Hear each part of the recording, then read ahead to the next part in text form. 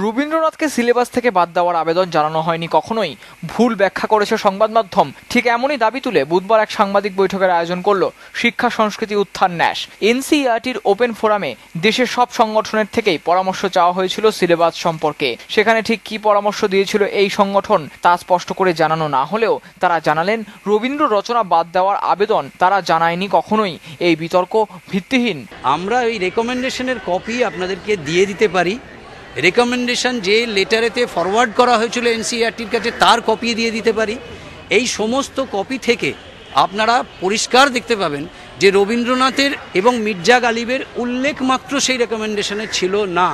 কিছুই যদি না থেকে থাকে তাহলে কারা এই খবর তৈরি করলেন, কারা উদ্দেশ্যপ্রণোদিতভাবে এই অস্থির অবস্থা তৈরি করলেন। আজকে সারা দেশে এমনকি সংসদে পর্যন্ত আলোচনা হওয়ার পরিস্থিতি তৈরি হয়েছে যে রবীন্দ্রনাথকে কি বাদ দিতে বলছে, এবং তারা আলোচনা করতে চাইছেন যারা 34 বছরের রাজ্যে ক্ষমতায় ছিলেন এবং রবীন্দ্রনাথকে বুর্জোয়া কবি বলতেন। তারা পর্যন্ত গলা ফাটিয়ে রবীন্দ্র ভক্ত বলছেন নিজেদেরকে এবং বলছেন সঙ্গ বাদ দিয়ে দেওয়ার চেষ্টা করছে। Bureau report, channel 10।